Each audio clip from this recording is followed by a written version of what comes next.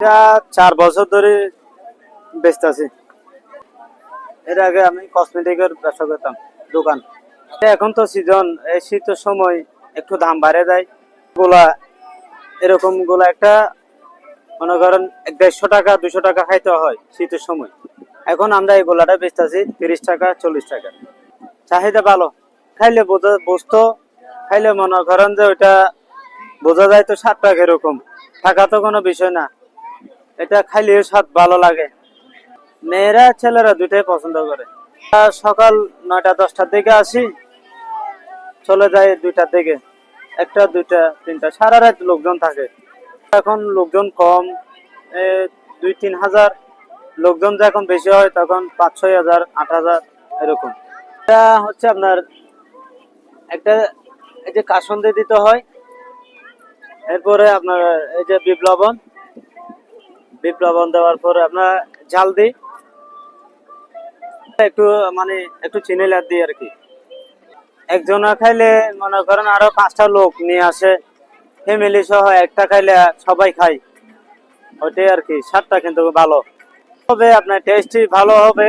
পাকাটা পাকাটা একটু ভালো হয়, কাঁচাটা একটু স্বাদ কম হয়। এটা মনে করেন 1-2 দিন পরে খাইলে কাঁচাটা ওইটা স্বাদ চলে আসে। বেচার উপর নির্ভর আর কি। বেচা বেশি হইলে একটু হয়, বেচা কম হইলে লাভ একটু কম হয়। সে থাকে 15-20 হাজার মতন। এটা মনে করেন আল্লাহ চলাইতেছে এরকম। ওই যে পাহাড়ে বসতিরে নিয়ে আসে, এখানে এখানে নিয়ে আসে, আমরা ওদের থেকে পাইকারি কিনি আর কি। এক পলিতে 200 পিস থাকে। যেমন এটা আপনার, এটা এক পলি নিয়েছে 200 পিস।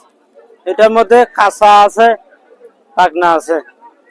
মনে করেন দুইটার মধ্যে আমরা এই 200 পিসের মধ্যে 40টা 30টা ফেলাই দিতে হয়। ওইটা মনে করেন গায়ের মধ্যে থেকে যায় আর কি। এটা লস, ওইটাই লস হয়।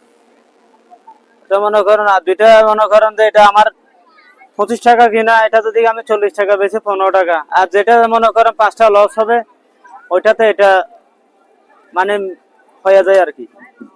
ব্যবসায়ীতে করছিলাম ওইটা আপনার, আমরা 2013 থেকে 12 থেকে পর্যন্ত কসমেটিক্স ব্যবসা করতাম। এত 2022-এ ছাইড়া দিছি ব্যবসাটা। 4 লক্ষ 4.5 লক্ষ মতন। কসমেটিকের থেকে এখন এটাতে সন্তুষ্ট আছি, ভালো আছি ইনশাল্লাহ।